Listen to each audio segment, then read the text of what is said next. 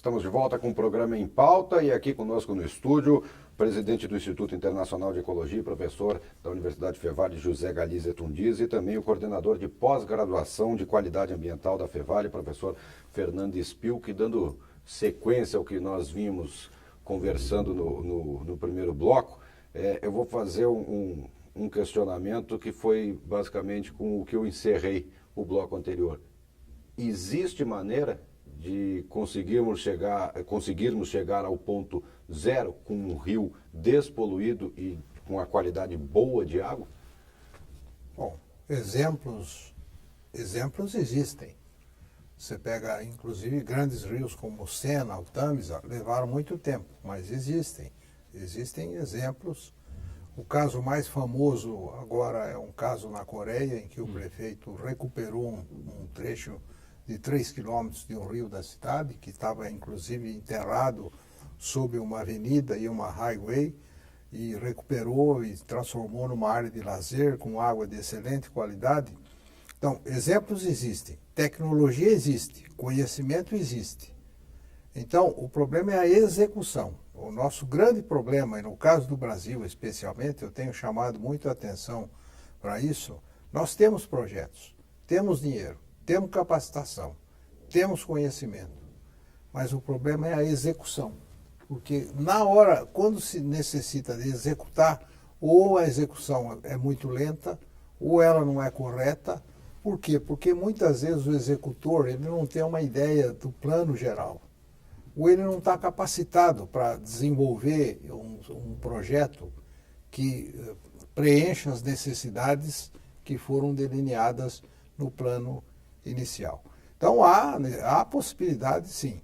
Agora, aí você tem que ter, evidentemente, um concerto entre a população, a sociedade, a tecnologia e a ciência e o poder público e a iniciativa privada, os chamados stakeholders, aqueles que usam os recursos hídricos. Sem esquecer uma coisa muito importante que o professor Fernando disse, que é o seguinte: a água não é só usada pela espécie humana. A água, quando a espécie humana não existia no planeta, a água era utilizada para impulsionar todos os ciclos do planeta, desde bactérias até mamíferos e as espécies que foram se sucedendo.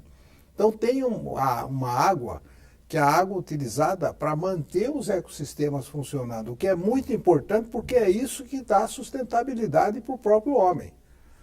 Agora, então, quando se fala em água, usos múltiplos da água, não é só para a espécie humana, tem que pensar nesse componente. Você tem que pensar que o Rio dos Sinos, a água do Rio dos Sinos abriga uma biota aquática, abriga peixes, abriga moluscos, né? É usada para abastecimento, tudo bem, mas tem todo um ecossistema que depende dessa água para funcionar. Isso também é muito importante. Vocês acreditam que o Brasil está muito atrás de outros países? Países do porte, vamos comparar com portes financeiros do Brasil, nós estamos muito atrás de outros países relacionado ao tratamento dos nossos rios? Uma coisa que chama a atenção no Brasil é a falta de algumas iniciativas pontuais. Aí, vamos comparar não por porte, mas por situação regional que a gente enxerga na América Latina. A gente viaja para a Colômbia, para outros países relativamente menos potencial econômico que o Brasil, ainda que sejam países importantes no contexto mundial, a gente nota assim, uma cidade que fez um investimento importante, não chega ao volume daquele investimento de Seul ou dos grandes investimentos europeus, a gente vê assim, existe umas metrópoles latino-americanas onde se renaturalizou rios, onde se fizeram coisas assim, digamos assim, de uma nova engenharia, de uma engenharia pós-moderna, onde eu tenho uma readequação do ambiente natural para funcionar junto com a sociedade. A gente não vê essas iniciativas no Brasil. Talvez porque agora é que vai se ter uma tomada de consciência, toda essa crise no Sudeste, a própria questão de crises pontuais na região Sul. Mas assim, o que chama a atenção é que a gente ainda não acordou para esse lado. Oxalá que nos próximos anos, na próxima década, vamos colocar assim, a gente veja um início dessa tomada. Uma coisa que também é importante é ver em que medida os recursos que têm sido destinados para saneamento começam agora a ter um refreamento no sentido de expansão do sistema de distribuição de água e realmente serem canalizados, direcionados para o tratamento de esgoto. Se a gente entrar nessa via, nós não vamos resolver o problema em 1, 2, nem em 10 anos, mas nós vamos entrar num ciclo virtuoso que pode chegar lá na frente, é isso. Então é isso, a gente precisa de uma tomada geral, de um redirecionamento da aplicação de recursos. Começamos devagar e vamos adiante, mas nós precisamos ir para esse lado, né? Parar com a exploração do rio. Começar a pensar prioritariamente na conservação e depois ir explorando no que for possível, né, em cima disso.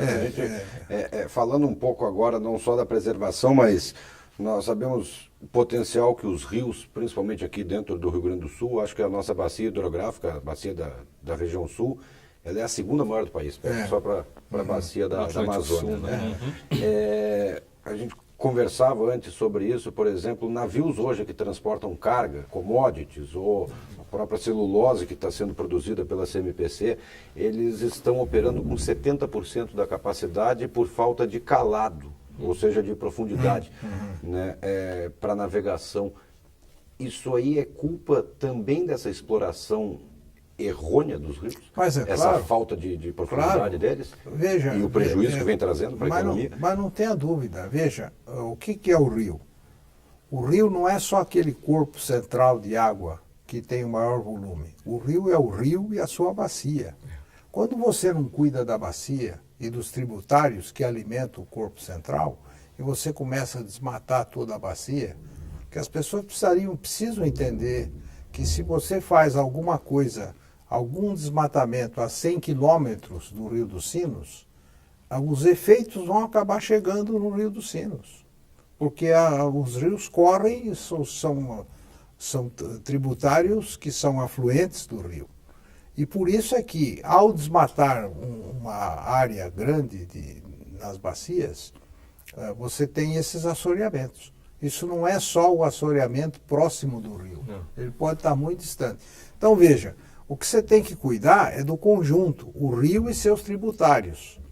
O rio só vai reagir favoravelmente do ponto de vista de recuperação se os tributários tiverem condições de, por exemplo, ter uma mata ciliar adequada, os mananciais forem protegidos, todas as possibilidades de contenção, de transporte desse material em suspensão para a água do solo, a perda de solo. No meu estado, por exemplo, é impressionante. Perde-se no estado de São Paulo 20 toneladas por hectare por ano de solo. Essa que situação, vão para os rios. Eu acho que ela é nacional. A gente pega aqui tem dados aí do pessoal, principalmente os colegas que a gente tem em projetos conjuntos com a Universidade Federal de Santa Maria, por exemplo, eles têm demonstrado em bacias modelo aí no estado do Rio Grande do Sul uma perda incrível. Aqui na nossa bacia a gente vai nas cidades mais acima aí, mais a montante no Rio Taquara, Riozinho, Rolante, você vai para o interior, você vê, conversa com as pessoas, as áreas que foram desmatadas onde antes o cara nos diz, o tempo que ele era criança, isso colocando 30, 40 anos, né, atrás daquelas pessoas que a gente está conversando.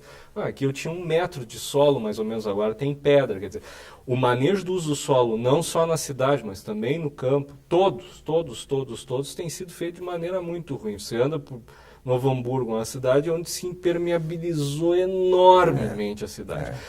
O que acontece? Você não tem mais drenagem, você não tem mais recarga dos aquíferos, você tem simplesmente escoamento de lixo, de resíduo para dentro do rio. A lâmina d'água não mudou de altura, não é que o rio está mais baixo porque chove, não. O rio está na mesma altura, só que ele não tem mais calado para aguentar a água dentro dele, ele não tem mais recarga subterrânea. Então, essa água simplesmente vai embora. E é isso que gera crises hídricas, crises de qualidade, crises de navegabilidade. A gente tem no estado, realmente. Nós tivemos um exemplo no ano passado, o pessoal da SPH, da Superintendência de Portos e Hidrovias, foi fazer uma limpeza em Gravataí. Eu não sei se é o Rio Gravataí ou alguma coisa desse tipo, e quebrou a draga. Eles foram dragar o rio para... se tivesse continuidade, possibilidade de navegação pela região, e a draga quebrou tamanha quantidade de lixo que ela, do esforço que o equipamento teve que fazer, quebrou, porque ela não conseguiu mais, foram retirados 5 toneladas de lixo Só de um trecho pequeno. O lixo urbano é outro problema sério, como já falamos. O lixo urbano ele se acumula em todos os rios, em lagoas marginais, próximas dos rios. Então, muita coisa vai para o sedimento, plásticos, etc., que além de demorar para se decompor, né, podem até ser locais onde crescem organismos parasitas, enfim, organismos, vírus, bactérias, etc. Né? Portanto, todo esse conjunto aí, ele começa, né, nas microbacias que constituem a bacia principal do rio e que alimentam o rio, na verdade. É por isso que, por exemplo, órgãos e instituições como o Comitê da Bacia do Rio dos Sinos são importantes. Por quê? Porque eles podem desenvolver políticas públicas de uma forma independente, né, mas tem um problema que deve ser considerado, e eu sei que está sendo considerado, que é a questão do apoio da base tecnológica. O professor Fernando sabe bem disso, porque ele pertence ao comitê, ele representa a universidade no comitê. Então, veja, eles precisam de uma base tecnológica, que essa universidade e as outras universidades podem oferecer e tem que usar. Essa base tecnológica é que vai embasar as políticas públicas, né, para que o comitê tome as suas decisões e faça o seu planejamento. O ideal é você ter uma bacia hidrográfica em que se planeja a disponibilidade e se controle a demanda. Porque a partir de planejar a disponibilidade, de você saber qual é a disponibilidade, conhecer, chove 1.500, nós temos 1.500 milímetros por ano de água nesta bacia. Qual é a demanda e como é que essa demanda vai ficar no futuro e como é que nós vamos alocar essa demanda, considerando também a água que faz funcionar os ecossistemas, né, que é importante. Portanto, esse planejamento, né, ele deve ser balizado em condições tecnológicas. Não pode se embarcar na política, né? Aí não vai acontecer aqui, né? isso. Houve uma época aí que se demonizava um ou outro setor. Todo mundo tinha sua parcela de culpa. Nós tivemos, foi o industrial, foi o arrozeiro, foi só o município, foi só... Então aí se fazia uma série de coisas. Quando a gente vai olhar, quando foi ser feito, por exemplo, o plano que se levantou os dados, se viu que, olha, aquele ano lá o que faltou foi chuva. Daí foi olhar, faltou, olha só.